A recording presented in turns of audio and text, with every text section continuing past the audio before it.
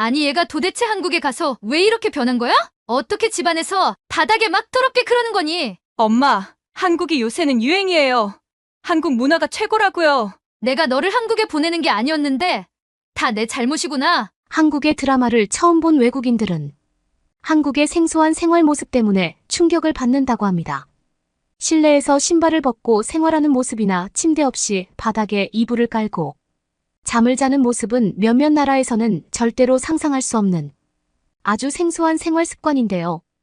오늘 소개해드릴 사연은 한국에서 돌아온 딸 때문에 가족에게 큰 변화가 생겼다는 독일 여성의 경험담입니다. 그녀는 어머니임에도 딸에 대한 미운 마음이 있었다고 합니다. 하지만 그녀의 딸이 한국에 다녀온 이후로 그들의 관계에는 큰 변화가 생겼다고 하는데요. 그런데 이뿐만 아니라 딸이 한국에서 배워온 특이한 한국 문화 때문에 신기한 경험도 했다고 합니다. 과연 그녀에게는 무슨 일이 있었던 걸까요? 감동시작 애청자 여러분, 영상 시작 전 좋아요와 불우이웃을 위해 끝까지 시청 부탁드립니다. 안녕하세요. 두 아이의 엄마인 로나라고 해요. 두 딸 중에 첫째 딸이 한국에서 유학을 하고 있어요. 처음 한국 유학을 간다고 말했을 땐 극구 반대했는데 지금은 한국에 너무 감사해요. 한국에 다녀온 이후로 딸이 완전히 바뀌었거든요. 이전까지 우리 가족은 남보다 못한 사이였는데 덕분에 분위기가 많이 좋아졌어요. 그리고 딸 때문에 우리 집의 집안 모습도 완전히 바뀌었답니다. 그것도 한국식으로요. 과거라면 절대로 상상할 수 없는 모습으로 생활하고 있지만 오히려 이 때문에 우리 가족은 더 화목한 생활을 하고 있어요. 화목한 가정 분위기를 만들어준 1등 공신은 우리 딸 로페즈예요. 로페즈는 몇 해 전 고등학교에서 진행하는 멘토 프로그램에 참여해 한 한국인 친구를 만나게 됐습니다. 해외에서 유학 온 외국인 친구에게 고등학교를 소개해주고 적응할 수 있도록 도와주는 프로그램이었는데요. 로페즈가 한국으로 유학 가게 된 것도 모두 그 덕분이었어요. 멘토 프로그램에서 만난 한국인 친구의 이름은 선이였습니다. 선이는 영어를 잘하진 못했지만 열심히 노력하는 착한 학생이었죠. 가끔 함께 과제를 하기 위해 로페즈와 함께 우리 집에 놀러 오곤 했는데요. 선이와 함께 시간을 보내면서 로페즈는 많이 밝아진 모습이었어요. 선이와 함께하는 시간이 길어지면서 한국의 문화나 음식, 역사에 대해 알게 된 로페즈는 어느샌가부터 한국에 관심을 가지기 시작했습니다. 그리고 멘토 프로그램이 끝난 이후에도 그 둘의 인연은 계속됐죠. 이후 고등학교를 졸업하면서 로페즈는 한국 대학교로 유학 가고 싶다는 이야기를 전했습니다. 하지만 저는 로페즈의 한국 유학을 반대했어요. 단지 선이와 친하기 때문에 충동적으로 내린 결정이라는 생각이 들었거든요. 로페즈의 유학을 반대하면서부터 우리 사이는 급속도로 안 좋아지기 시작했습니다. 원래 가까운 엄마와 딸 사이가 아니었기도 하고요. 저는 시어머니를 모시고 살면서 직장도 다녀야 했기 때문에 회사 일과 집안일, 그리고 시어머니까지 모시려니 늘 벅찬 삶을 살고 있었거든요. 남편도 마찬가지였고요. 그래서 딸에게 많이 소홀했어요. 우리 가족이 남보다 못한 사이였던 이유입니다. 결국 저는 로페즈의 고집을 꺾지 못했고 로페즈는 한국 유학을 떠났습니다. 사이는 서먹서먹했지만 그래도 연락은 꾸준히 했어요. 한국에서 유학 생활을 시작한 지 얼마 되지 않았을 때 로페즈는 어색함과 힘든 상황을 많이 겪은 듯 보였습니다. 아무래도 낯선 타지에서 누구의 도움도 없이 생활하려고 하니 힘들었겠죠. 그렇게 제게 하나 둘 고민을 털어놓기 시작하면서 조금씩 우리 관계가 나아지기 시작했어요. 저는 로페즈에게 엄마로서 조언해줄 수 있었고 로페즈도 딸로서 저에게 처음으로 도움을 요청했거든요. 처음엔 딸의 변화가 어색하기도 했는데 시간이 지나고 보니 이런 게 가족이라는 생각이 들더군요. 다행히 선의의 한국 친구들을 만나면서 로페즈는 조금씩 적응을 해나가는 것처럼 보였어요. 소셜미디어에 올라오는 사진들을 종종 봤거든요. 로페즈는 한국에서 좋은 경험을 쌓고 있는 듯 했죠. 시간이 지날수록 통화할 때 목소리도 밝아졌어요. 다행이었죠. 로페즈가 한국 생활을 하는 동안 우리는 점점 친구 같은 엄마와 딸 사이로 변했어요. 때로는 한국에서 사귄 남자친구의 이야기를 들으면서 놀리기도 하고 로페즈에게 못된 말을 한 친구를 함께 비난하며 화내주기도 했죠. 아마 로페즈가 한국 유학에 가지 않았더라면 우리는 계속 대면대면한 사이였을 거예요. 딸의 속마음은 하나도 듣지 못하고 그저 엄마라고 딸을 혼내기만 하는 그런 부족한 엄마로만 남았겠죠. 그렇게 한국에서 생활하던 로페즈는 독일을 떠난 지 1년 만에 다시 집으로 돌아왔습니다. 방학을 맞아서였죠. 독일으로 돌아왔을 때 로페즈는 정말 성장한 모습이었고 무엇보다 정말 행복해 보였어요. 엄마로서 그것만으로도 흡족스러웠죠. 한국 유학이 로페즈에게 많은 도움이 된 것처럼 보였거든요. 로페즈는 한국 유학 생활을 하면서 자기가 생각하는 것과 또 다른 시각과 관점을 얻으면서 더욱 폭넓게 세상을 바라볼 수 있게 됐다고 말해주었어요. 그리고 한국에서의 경험이 너무나 즐거웠다고요. 돌아온 후부터 우리 가족에겐 엄청난 변화가 생겼어요. 그날 우리는 처음으로 함께 저녁을 먹으면서 도란도란 이야기를 나누었는데요. 사실 이전까지 그랬던 적이 한 번도 없었거든요. 늘 자기 밥만 먹고 방으로 돌아갔죠. 로페즈는 한국에서 돌아온 후 얼마나 수다쟁이가 되었는지 밥을 먹을 때마다 한국에서 있었던 일을 화수분처럼 꺼내었답니다. 게다가 로페즈는 할머니에게 너무나 친절한 모습으로 변해 있었어요. 고등학생 때까지만 해도 할머니를 귀찮게만 생각했거든요. 하지만 달라진 로페즈는 할머니에게 과일도 깎아주고 심심할 때 말동무도 되어드리고는 했습니다. 저는 로페즈의 변한 모습이 믿기지 않았어요. 시어머니를 모시는 건 우리 집에서 오롯이 제 담당이었거든요. 저는 너무 궁금해서 로페즈에게 물었는데요.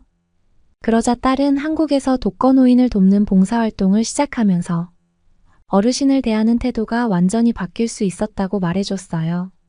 노인들과 함께 산책을 하거나 대화를 나누면서 시간을 보내는 등 다양한 활동을 했는데 그러면서 노인들의 이야기를 듣다 보니 그들의 삶에 대해 많은 걸 배울 수 있었다고 하더라고요.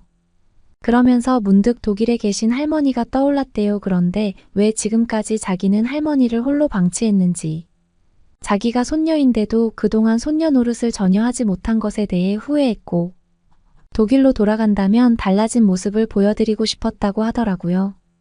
특히 한국은 유교 사상이 강한 나라이다 보니까 한국에서 살다 보면 자연스럽게 어르신들을 배려하는 마음가짐과 태도를 가지게 될 수밖에 없다더군요. 자기도 이렇게 바뀔 줄 몰랐다고 하더라고요. 이제는 독일에서도 어르신들을 보면 자기도 모르게 자리를 양보해주고 대신 짐을 들어줄 정도로 바뀌었어요. 그런 딸 덕분에 어머니도 분위기가 확 바뀌셨어요. 늘 적적해 보이셨는데 활기를 되찾으셨죠. 저녁마다 함께 뜨개질을 하며 여느 할머니와 손녀처럼 다정한 이야기를 나누기도 해요. 찬바람만 불던 우리 집이 이렇게 따뜻해질 줄은 몰랐어요. 물론 잠깐의 충돌도 존재했습니다. 하루는 로페즈가 갑작스럽게 이상한 제안을 했어요. 집에서 더 이상 신발을 신지 말자는 이야기였죠. 그러더니 갑자기 밖에 나가서 실내용 슬리퍼를 사오더라고요. 우리 집에는 예전부터 꾸준히 이어온 신기한 전통이 하나 있습니다. 바로 신발을 신고 생활하는 거예요. 저희는 밥을 먹을 때도 신발을 신고 있고 TV를 시청할 때도 신발을 신고 있으며 심지어 잠을 잘 때도 신발을 신고 잤어요. 그런데 갑자기 로페즈는 실내에서 신발을 신고 다니는 게 위생에도 좋지 않을 뿐더러 오히려 불편하다면서 변화를 원했어요. 한국에서 생활할 때는 신발을 신지 않고 맨발로 다녔다면서 그 편안함을 저희에게도 알려주고 싶다고 했죠. 그러면서 최소한 맨발은 아니더라도 실내용 슬리퍼라도 신자고 이야기했습니다. 하지만 저는 왜 갑자기 로페즈가 이런 변화를 원하는지 이해하지 못했고 딸이 신발을 벗는 것을 원하지 않았습니다. 신발을 신는 것의 장점은 분명히 많거든요. 신발을 신으면 날카로운 물체나 가구의 모서리 등으로부터 발을 보호할 수 있고 발이 바닥과 직접 접촉하지 않아 발의 청결을 유지할 수 있죠. 또한 차가운 바닥에 발이 직접 접촉하지 않아 발이 시리거나 감기에 걸릴 일도 없습니다. 그리고 집 밖을 자주 오가는 일이 많다 보니 언제든지 밖으로 나갈 수 있도록 신발을 신고 다니는 게 편하다는 생각이었죠. 애당초 저희뿐만 아니라 대부분의 독일인들이 신발을 신고 생활하기도 했고요. 그러나 로페즈는 개의치 않고 신발장을 만들 재료를 구매했습니다. 로페즈는 비디오와 블로그를 참고하면서 필요한 자재들을 이용해 직접 신발장을 만들기 시작했어요. 그리고 앞으로 야외에 나갈 때만 신발을 신고 이곳에 신발을 보관하자고 제안했죠. 로페즈가 이렇게까지 적극적인 모습을 보여서 놀랐어요. 대체 한국에서 어떤 생활을 하고 왔길래 이렇게 신발 벗는 일에 적극적인 건지 궁금하기도 했죠. 신발을 신지 않으면 박테리아나 먼지가 발에 묻는다던 저의 의견은 오히려 집안 청소를 열심히 함으로써 해결할 수 있다고 이야기했어요. 그리고 자신이 집 청소를 할 테니 걱정하지 말라고 했죠. 처음엔 다들 낯설겠지만 나중엔 분명 이것이 더 편할 것이라고 호언장담하더군요. 저는 갑작스러운 딸의 행동이 이해가 되지 않았습니다. 왜 굳이 잘 지내고 있는 가족의 생활 습관을 바꾸려고 하는지 이해가 되지 않았죠. 그런데 신기한 변화가 생겼어요. 처음에는 신발을 벗고 맨발로 슬리퍼를 신고 돌아다니는 게 무척 어색했지만 적응의 시간이 지나니 오히려 매우 편안하다는 거였어요.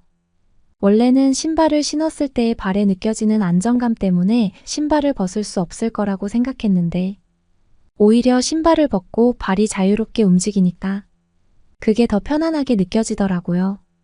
또한 신발을 신고 있을 때는 발에 땀이 많이 차서 무좀은 어쩔 수 없이 달고 살았는데 신발을 벗는 것만으로도 발이 환기되어 건강한 상태를 유지할 수 있었습니다. 생각보다 맨발로 다니는 게 정말 쾌적하고 좋았어요. 평생 하루 종일 신발을 신고 다녔는데 로페즈 덕분에 맨발로 생활하는 게 더 편리하다는 걸 알게 됐죠. 이제는 오히려 갑갑해서 빨리 집에 가서 신발 벗기만을 기다려요. 그리고 가장 걱정했던 건 바로 청소 문제였는데 오히려 신발을 신고 다니는 것보다 훨씬 깔끔한 방식으로 집안을 관리할 수 있게 되었죠. 로페즈가 우리 집에 가져온 또 다른 변화는 바로 식사 분위기였는데요. 정말 신기했던 건 로페즈의 요리 실력이 월등해져서 돌아왔던 거였어요. 함께 살 때 요리를 한 번도 해본 적이 없었거든요. 근데 본인이 요리를 하겠다고 해서 깜짝 놀랐던 거 있죠. 딸이 한국에서 좋아했던 것 중 하나가 한국 요리였어요. 그래서 독일에 돌아오고 나서도 한국 요리를 자주 해 먹었죠. 사실 한국 요리는 독일의 음식과 매우 다르다 보니까 처음에는 딸이 만든 음식이 그렇게 맛있지는 않았어요. 로페즈의 요리 솜씨가 서툴렀을 수도 있고요. 하지만 로페즈가 계속해서 요리를 하고 저도 자주 먹게 되면서 점점 한국 음식에 익숙해지더라고요. 저나 시어머니는 특히 한국 음식의 매운맛과 강한 향기에 적응하지 못했었어요. 그렇지만 로페즈는 여러 향신료와 양념을 설명해 주면서 모두 몸에 좋은 거라고 하니까 먹게 되더라고요. 한국 음식은 대체로 채소를 많이 이용해서 그런지 신선하고 건강하며 다양한 맛과 향이 섞여 있어 독일 음식과는 차별화된 맛을 느낄 수 있었어요. 로페즈는 한국의 대표적인 음식 중 하나인 불고기나 김치찌개를 만들어 주었고 덕분에 우리 가족은 맛있는 한국 요리를 먹으며 큰 만족감을 느낄 수 있었습니다. 특히 로페즈가 만든 잡채는 파스타와 비슷한 식감이었는데 정말 맛있었어요. 로페즈의 요리 실력은 갈수록 늘어서 오히려 제가 딸에게 배워야 할 수준이었죠. 우리는 로페즈의 요리를 먹으면서 그녀의 솜씨를 칭찬했고 이런 과정 속에서 우리 가족은 더 돈독한 사이로 발전할 수 있었습니다.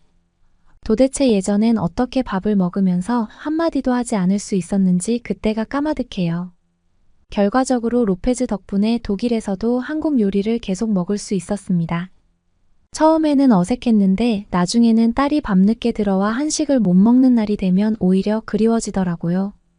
그래서 로페즈에게 부탁해 몇 가지 한국 요리를 배워놨어요. 시어머니는 요즘 제가 요리한 찜닭의 매력에 푹 맞으셨답니다.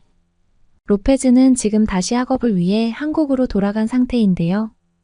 우리는 한식에 빠져버린 탓에 로페즈가 돌아가고 나서도 하루에 한 끼는 꼭 한식을 먹고 있어요. 신기한 게 한식을 먹으니까 자연스럽게 살이 빠지더라고요. 요즘 영상통화를 할 때마다 로페즈는 제게 10년은 젊어진 것 같다고 말하기도 해요.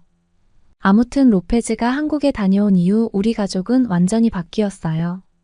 너무나 행복한 삶을 살고 있죠. 우리 딸이 한국에 다녀와 많은 변화를 가져오지 않았더라면 우리는 여전히 남보다 못한 가족으로 살고 있었을 겁니다. 여러모로 한국에 참 감사한 마음이 커요. 시청하시면서 어떻게 느끼셨나요? 한국에서 돌아온 딸 때문에 한국 문화에 입문하게 된 독일 여성의 경험담이었습니다. 한국의 예절을 배운 딸 때문에 관계가 좋아졌을 뿐만 아니라 신발을 벗음으로써 건강까지도 되찾았는데요. 한국에서는 슬리퍼도 필요 없이 맨발로 집에서 생활합니다. 하지만 안타깝게도 독일의 집은 한국과 다르게 바닥이 차갑기 때문에 맨발로는 지내지 못하고 슬리퍼를 이용하는 것 같네요. 언젠가는 딸이 있는 한국에 와서 한국의 진정한 맨발 문화를 한번 경험해봤으면 좋겠다는 생각이 드는 순간입니다. 그러면 다음 사연으로 넘어가겠습니다. 프랑스의 한 비행기 마지막 비행 근무를 하고 있는 승무원이 있습니다. 그녀는 같이 근무했던 승무원들에게 마지막 인사를 건네고 있습니다. 그녀는 오늘 근무를 끝으로 미국 지사에서의 일정은 모두 마무리되었습니다. 다음 비행부터는 한국에서의 발령을 받아 한국 지사로 이동합니다. 타국에서의 생활을 모두가 걱정하고 있었지만 그녀는 한국에서의 생활에 높은 만족감을 느끼고 있으며 만약 한국에 오지 않았더라면 엄청 후회를 했을 거라고 생각하고 있습니다. 도대체 그녀는 무슨 일 때문에 한국에서의 만족감을 느끼고 있던 것일까요? 안녕하세요. 저는 프랑스 파리에 거주하고 있는 앙뚜아입니다. 저의 직업은 승무원입니다. 저희 승무원들은 가보지 못한 나라 중 가고 싶은 나라가 생기면 그 나라의 정보를 알기 위해 지인의 말을 참고하거나 SNS와 커뮤니티 같은 곳 또는 인터넷 검색을 통해 정보들을 수집합니다. 이러한 정보 수집 방법은 너무 대중적인 방법이지만 간혹 거짓된 정보나 가짜 뉴스를 통해 그 나라의 단점만 부각시키고 장점은 교묘하게 빼버리는 경우가 많습니다. 저 또한 그런 경험이 있습니다. 저는 유년기 시절부터 다른 나라의 여행을 항상 꿈꿔왔고 그렇기에 자연스레 그 분야에 관심이 많이 생기게 되었습니다. 이러한 관심을 통해 여러 나라를 알게 되니 저는 세계 여행을 꿈꿔왔습니다. 그 덕분에 저의 장래희망은 승무원이었고 승무원이 되기 위해 공부도 열심히 하고 다른 나라의 문화도 공부했습니다. 저는 그렇게 원하는 항공운항과에 진학을 하게 되었습니다. 그리고 프랑스의 유명한 항공사인 에어프랑스에 취업을 하게 되었습니다. 같이 공부를 했던 친구들은 모두들 저를 부러워했습니다. 에어프랑스는 프랑스에서 근무 환경과 복지가 좋다고 소문이 난 곳입니다. 저는 처음부터 정직원으로 입사를 하지는 않았기에 정직원이 되기 위해 열심히 노력할 준비가 되어 있었습니다. 엄청난 노력이 필요했지만 실전에서의 경험은 쉽지만은 않았습니다. 학교에서 배웠던 매뉴얼과는 다르게 고객님들을 상대하는 일은 예상대로 되지 않는 경우가 다반사였기 때문이죠. 근무를 한 지 얼마 되지 않은 시점에서는 짧은 국내 비행 위주로 일을 하였는데 음료 주문을 실수하여서 잘 못 가져다 주는 경우도 많았고 기내식을 가져다 주다 실수로 엎지르는 경우도 종종 있었죠. 이러한 상황들이 생기다 보니 학교에서 교육으로 배우는 것과 실전은 너무나도 다르다고 느끼게 되었고 저는 제가 바랬던 직업인 승무원이 맞지 않다고 생각이 들 정도였으니까요. 이러한 고민들이 있기에 저는 승무원 직속 선배에게 고민을 털어놓았습니다. 그러더니 선배님은 이렇게 말하더군요. 손님들이 항공사를 선택하게 되는 이유 중 중요한 요소는 승무원이라고 생각을 하기에 그들이 무엇을 원하는지 무엇을 불편해하는지 빠르게 파악하고 그 요소들을 빠른 판단력으로 처리를 해주는 사람이다라고요. 그 선배님은 제가 잘못을 저지를 때에는 크게 꾸짖으며 저를 혼내지만 이러한 고민거리들이 있을 때는 저에게 항상 큰 힘이 되어주고 진심 어린 조언을 많이 해주시는 고마운 분이셨죠. 이렇게 선배님의 도움을 많이 받게 되어 저는 인턴에서 정규직이 되었고 저는 정직원이 된 기쁨을 감출 수 없었습니다. 그러던 중 제가 늘 바라던 국제선 비행을 할 수 있는 기회가 생겼습니다. 제가 승무원이 되고 싶었던 이유는 해외여행이었기 때문에 저는 국제선 비행을 늘 꿈꿔왔었죠. 승무원들의 근무 환경은 국제선과 국내선은 다른 점이 있습니다. 국제선 비행을 하게 되면 데이오프라는 시스템이 있어 비행을 마치고 그 나라에 도착을 하게 되면 2박 3일 정도의 자유시간이 있습니다. 저는 자유시간을 즐길 생각에 들뜨게 되었죠. 이런 모습을 보고서는 직속 선배님께서는 흐뭇한 미소를 지으셨지만 저에게 일을 하러 가는 게 우선적이니 너무 놀 생각에 들뜨지 말라고 충고를 하였죠. 저를 바로잡아주는 선배님 덕분에 저는 제 스스로를 다독였습니다. 그렇게 국제선 비행을 하게 되는 날이 다가왔습니다. 저의 첫 국제선 비행은 일본이었고 일본 후쿠오카 공항으로 가게 되었습니다. 저는 처음으로 해외에 나가게 되었습니다. 그동안 국내선에서 다져온 경험으로 저의 첫 국제 비행은 무사히 마무리되었습니다. 일본 밤사이 공항에 도착을 하게 되었는데 제가 커뮤니티에서 봤던 이야기와는 약간 다른 느낌이었습니다. 일본이라는 나라는 은근히 불편한 점이 많더라고요. 승무원들은 2박 3일이라는 데이오프를 받긴 하지만 항상 스탠바이를 위해 너무 멀리 벗어날 수는 없는 상황이었는데요. 그러기에 모든 일정을 공항 근처에서 보내야 했습니다. 저는 비행을 마치고 커피를 마시고 싶기에 근처 카페에 갔습니다. 커피를 주문하고 결제를 하려는데 카페 사장님은 저에게 조그마한 바구니를 하나 건네는 것이었습니다. 저는 순간 이게 뭔가 하고 멍 때린 채 바라보고 있었습니다. 그러자 카페 사장님께서는 여기에 현금을 내라고 하시더군요. 저는 신용카드로 결제를 하려고 했으나 그 카페는 카드 결제가 되지 않는다고 하더라고요. 저는 잠깐 커피만 사기 위해 왔던 것이기에 일본의 엔화는 가져오지 않은 상태였습니다. 저는 어쩔 수 없이 커피를 사지 못하였고 더 멀리 떨어진 곳에 카드 결제가 되는 카페가 있다고 하여 무거운 몸을 이끌고 다른 카페로 걸어가기 시작했습니다.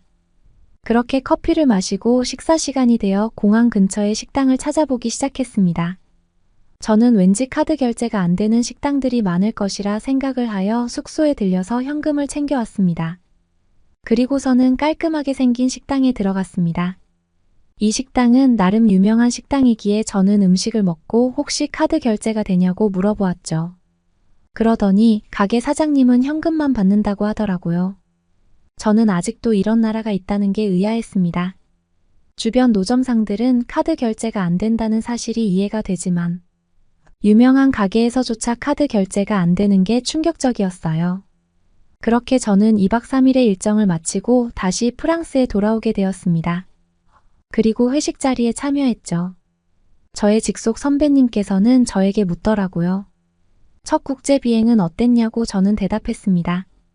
생각보다 일본은 그렇게 좋은 나라가 아닌 것 같다고 제가 겪은 불편한 일들을 얘기했습니다. 그러더니 선배님은 원래 아시아 국가 중에서는 한국에 가는 게 제일 좋다고 하시더라고요. 그리고선 승무원들은 한국 국제선 비행에 배정받게 되면 좋아한다고 말했죠. 하지만 저는 일본에 가기 전에도 주위에서 일본은 좋은 나라다 재밌을 거다라는 얘기를 들었기에 선배님이 해준 말이 크게 와닿지 않았습니다. 그리고 제가 아는 정보로는 아시아 중에서는 일본이 제일 괜찮다고 알고 있었기 때문이죠. 결국 저는 남들의 말을 듣기보다는 제가 직접 경험하는 게 더 빠를 거라 생각했죠. 그렇게 시간이 지난 후 저는 한국 비행이 잡히게 되었습니다. 그 모습을 보고 선배님은 저에게 한국에 가게 되어 부럽다고 얘기를 하시더라고요. 그러면서 재밌게 놀다 오라고 하였습니다. 저는 일본보다 덜하면 덜했지 한국이 더 좋다는 생각은 해보지 않았기에 선배님의 말을 크게 신경 쓰지 않았습니다. 그래도 한국 일정이 잡혔기에 저는 한국에 대해 조사를 하게 되었습니다. 한국은 경제 성장을 빠르게 이룬 나라이며 인프라 구축이 잘 되어 있다고 하더군요. 하지만 그 말 뒤에는 엄청난 단점이 적혀 있었습니다. 한국이란 나라는 세계에서 보기 드문 휴전 국가이고 아직도 대치 중인 나라라고 하더군요. 저는 휴전 국가가 좋아봤자 얼마나 좋겠어 라는 생각이 들었죠. 하지만 한국을 다녀온 선배님들은 저에게 하나같이 이렇게 말했죠.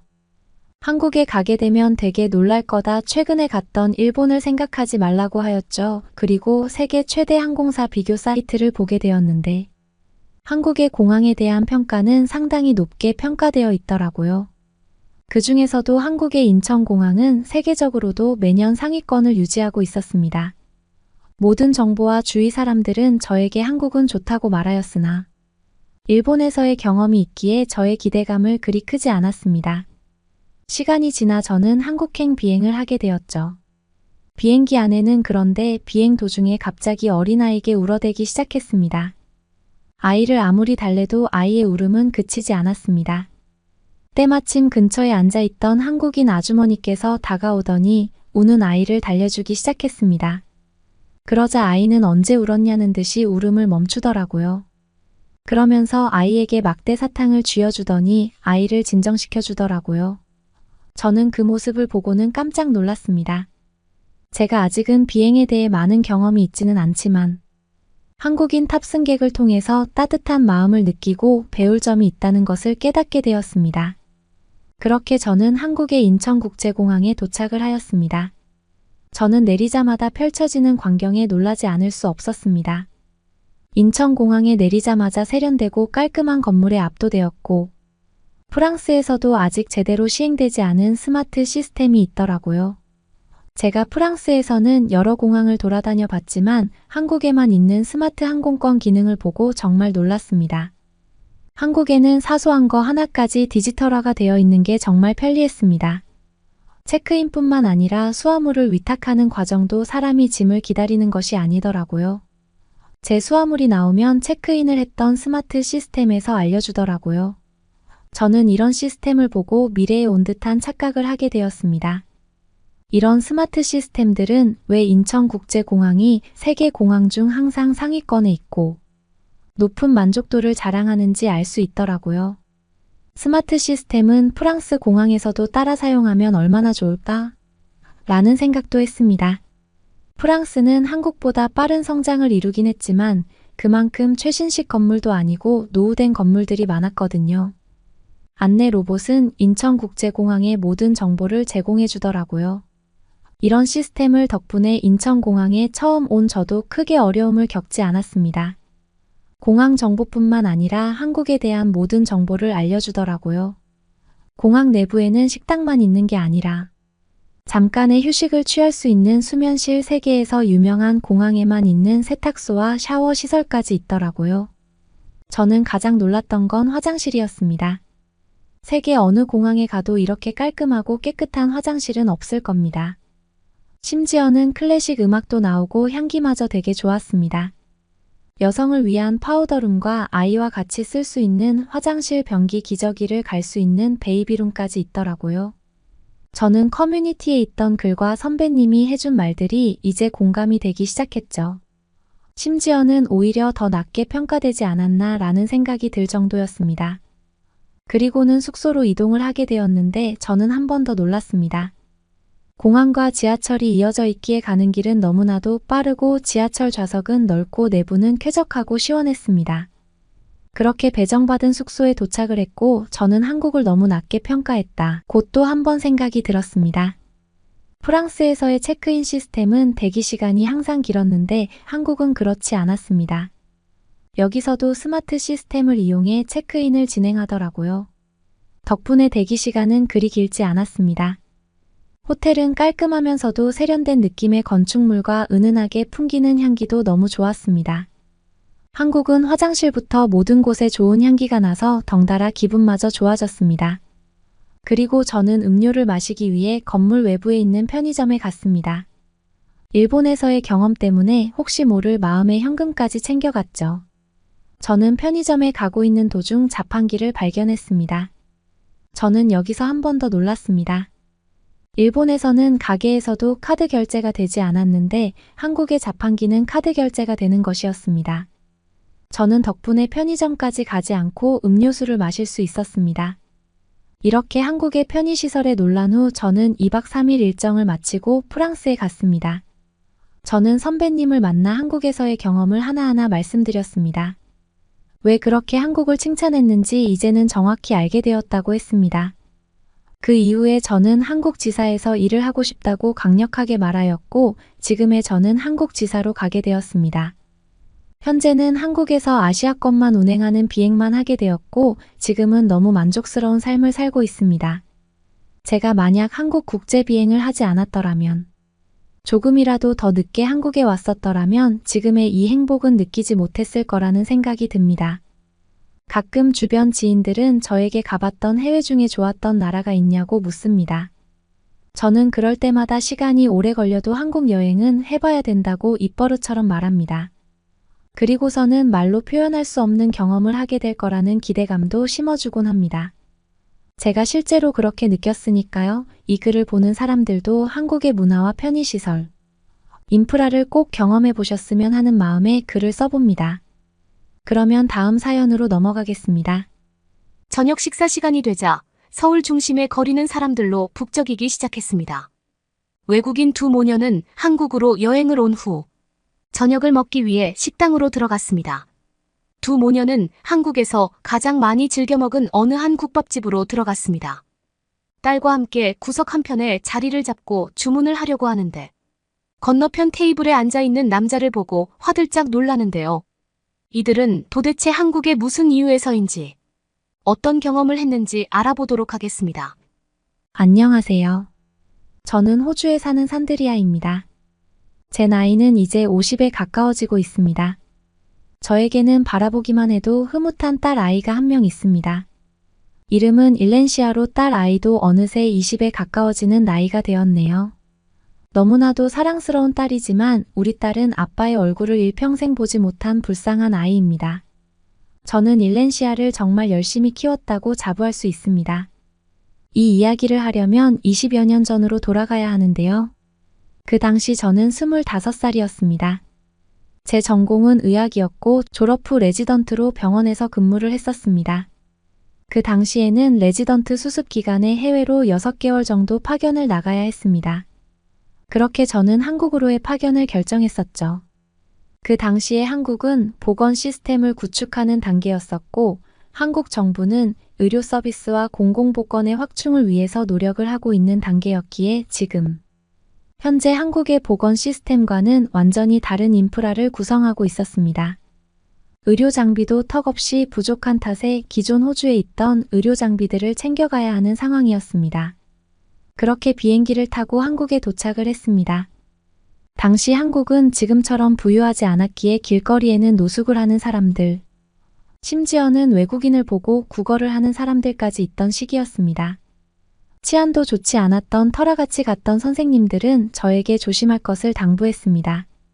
아니나 다를까 화장실을 다녀온 사이에 저는 제 가방이 사라진 걸 알았죠. 그러고 나선 주변을 두리번거리는 도중에 누군가가 제 가방과 똑같은 가방을 들고 지나가고 있었습니다. 저는 가방을 되찾기 위해 그 남자에게 달려간 후 그 남자의 가방을 낚아챘습니다. 그리고 가방의 내용물을 확인했는데 그건 바로 제 가방이었어요. 저는 욱하는 감정을 억누르지 못하고 그 남자의 뺨을 때렸고 그 남자는 당황한 표정을 짓고 저에게 무언가를 말하려 했습니다. 저는 이 상황을 얼른 벗어나고 싶어서 그 남자가 하려던 말을 듣지 않고 자리를 벗어났습니다. 그렇게 저는 제가 가야 되는 병원으로 발걸음을 옮겼고 그러는 와중에도 화가 가라앉질 않았습니다.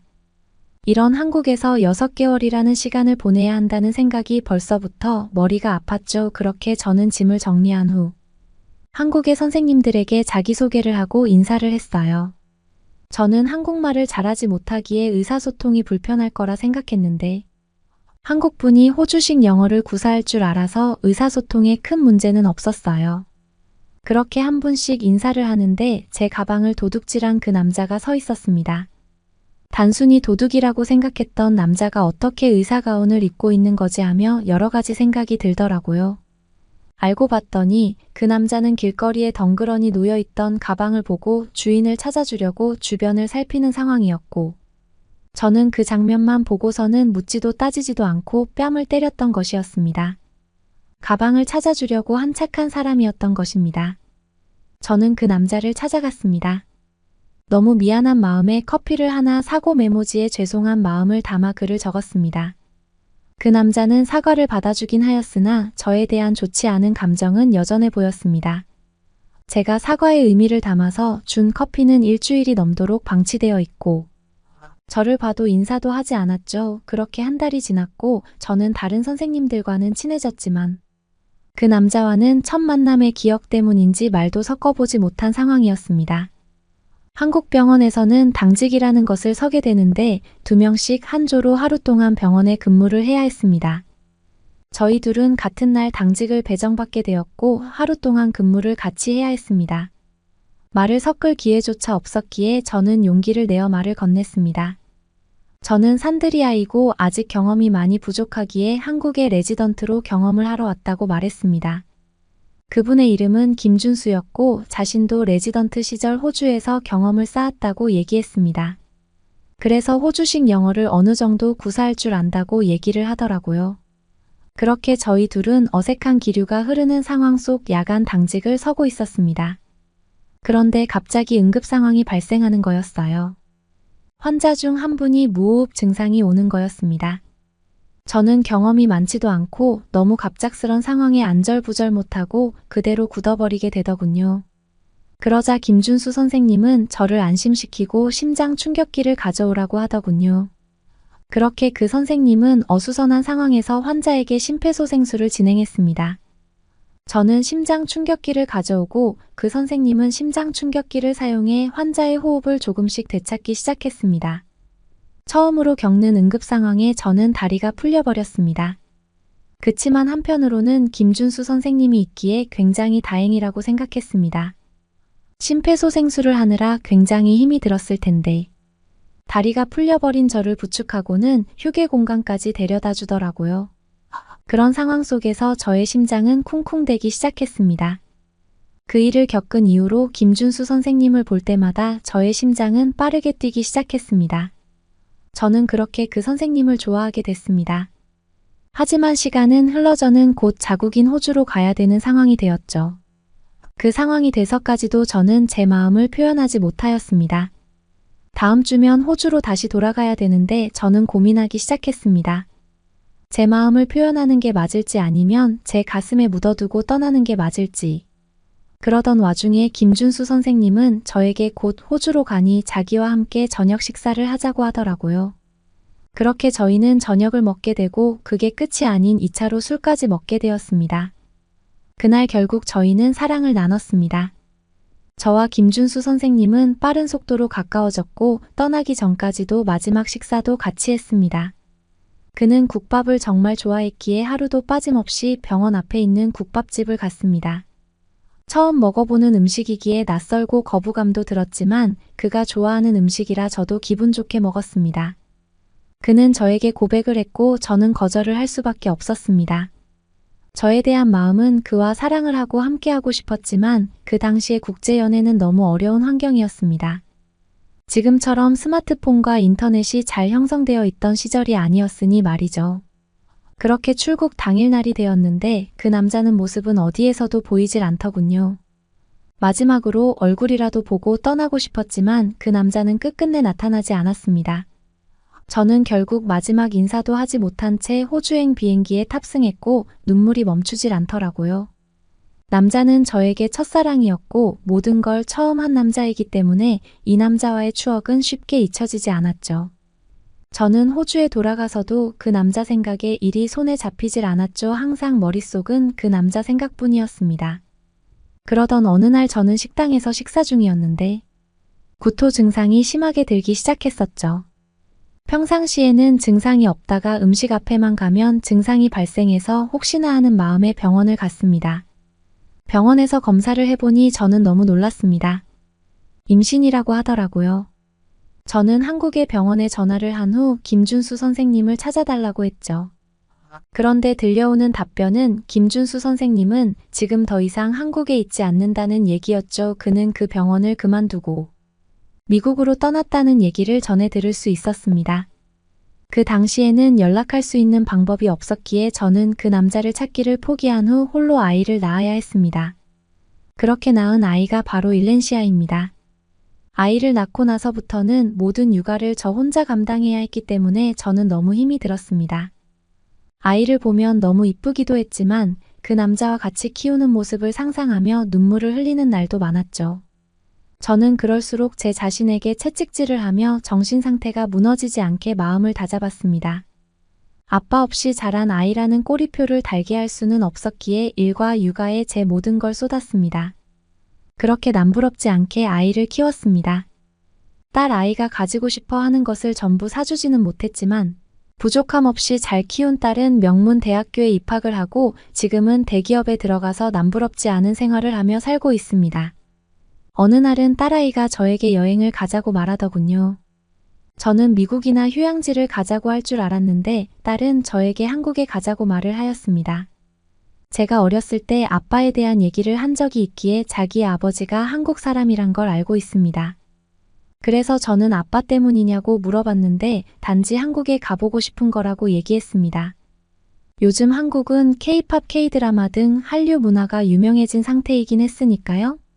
처음에는 가고 싶긴 했지만 가지 말아야 되나라는 생각도 들었어요. 한국에 가게 된다면 잊고 지내던 그 남자와의 추억이 떠오를 것 같았으니까요. 그렇게 한참을 고민을 하다가 딸아이가 너무 가고 싶어 하길래 결국 한국에 가기로 결심을 했습니다. 저는 인천공항에 도착한 후 엄청 많이 놀라게 됐습니다. 20여 년 전 제가 봤던 인천공항과는 너무나 다른 세상이었으니까 부셔질 듯한 느낌은 전부 사라지고 심지어는 호주 공항보다도 좋아 보였으니까요. 그렇게 20여 년 만에 찾아온 한국은 저한테는 다른 느낌을 주었고 딸과 즐거운 여행을 하고 있었습니다. 그리고는 딸과 다시 호주로 돌아가야 되는 날, 저는 딸에게 한국에 가면 꼭 가고 싶은 식당이 있다며 그와 함께 자주 간 국밥집에 갔습니다. 20여 년이 지났음에도 그 식당은 그 자리에 그대로 장사를 하고 있었습니다. 그렇게 저는 국밥집에 들어가서 주문을 하려는 순간에 맞은편에 제가 기억하는 김준수라는 남자와 똑같이 생긴 사람이 있었습니다. 저의 심장은 미친 듯이 뛰기 시작했습니다. 혹시나 저기 보이는 남자가 그 남자일까? 오랜만에 본 나를 알아볼 수 있을까? 이런 생각들이 머릿속에서 교차하고 있었죠. 그러다가 우리는 서로 눈이 마주치게 되었고 마치 서로를 알아본 듯한 표정을 지었습니다. 저는 서로 놀란 모습을 보고 갑자기 눈물이 흐르더라고요. 그렇게 우리는 다시 그 국밥집에서 만나게 되었고 한참 동안 대화를 이어갔습니다. 그러고 나서는 그 남자의 아이를 임신하고 홀로 아이를 키워 온 이야기를 해주었습니다. 그러더니 그 남자는 엄청난 충격을 받더라고요. 그리고서는 20여 년 전 얘기를 꺼내더군요. 그 당시 제가 그 사람과 만날 수 없다고 말을 한 후 그는 한순간도 저를 잊지 않았다고 하더군요. 그리고 저를 잊기 위해 스스로 미국행을 택했고 거기서 죽어라 일만 했다고 하더라고요. 그리고 한국에 다시 들어온 지는 얼마 되지 않았다고 하더라고요. 저는 그에게 딸을 소개시켜 주었고 연락처를 주고받았습니다. 저는 다시 호주로 돌아오게 되고 그 남자는 다음 달에 호주로 온다고 하더라고요. 얼른 다음 달이 오기를 기다리게 되네요. 여러분은 어떻게 보셨나요? 응원과 격려의 한마디씩을 댓글로 남겨주시기 바랍니다. 사연자분들께 전달해드리겠습니다. 실제 사연 제보를 받고 있습니다. 채택되신 분께는 작은 선물도 보내드리고 있습니다. 저희의 사연이 여러분의 하루에 작은 힘이 될 수 있었으면 좋겠습니다. 감동적인 사연을 주변 분들과 이야기 나눠보세요. 더욱더 좋은 영상으로 다시 찾아뵙겠습니다.